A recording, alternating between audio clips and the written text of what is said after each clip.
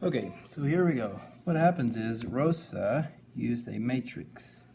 This n is the total number of people. All this is like a little bitty box.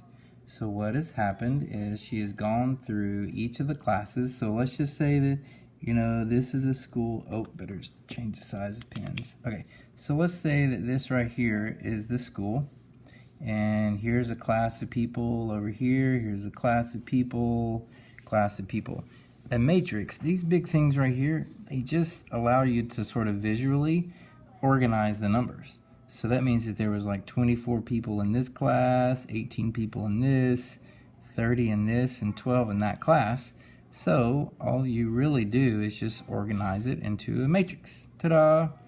Now, it also says if M here represents the number of boys, well, in most generations, you have either boys or you have girls. So, if this represents the boys, and it says in the problem that the ratio, and you've got to pay attention to the order, does it say boys to girls, or does it say the number of girls to boys? It says in the ratio of number of boys to the number of girls. And then it also says that ratio is 2 to 1. So which is it going to have more of? Is it going to have more boys or more girls? This is saying for every one girl, there are 2 boys. Or if you pull out 2 boys, so here is a boy, and let's try and draw, and here is a boy. That means I can only draw one girl, however you draw a girl. Yay! Now, so let's look up here. If I'm going to make a matrices, if that's M for, I don't know, men, then let's do a W for women. I need to figure out something that's going to figure out my other numbers. Okay, so if I have 16 boys, well, and I have 24 total people, can I figure out how many girls I'm going to have? Well, there are 2 ways that you can do that. You can either do 24 total and subtract a 16, that's going to give you 8. Or you can say, well, if there's twice as many boys as there are girls, if there's 16 boys, there can only be 8 girls, because you have to do half, or 1 to 2. So this would be 12, and this is 6. And if you'll notice, 6 plus 12 gives me 18. And 20, so 10, and then 8 would be, I don't know, 4. But that's not the question. The question was not how many girls there are.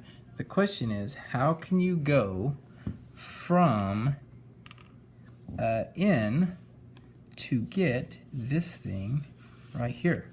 So what am I doing? Am I taking every n and multiplying by 2/3?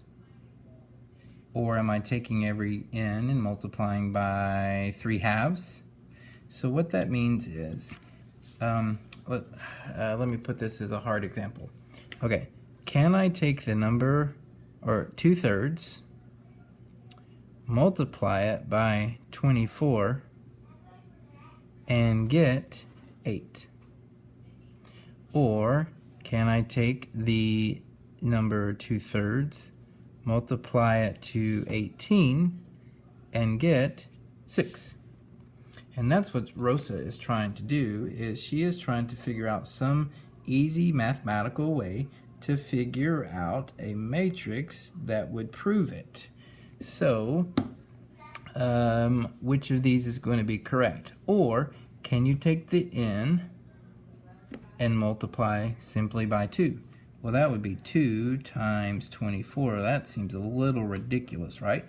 Because that's going to give you, what, 48? So this obviously cannot be the answer.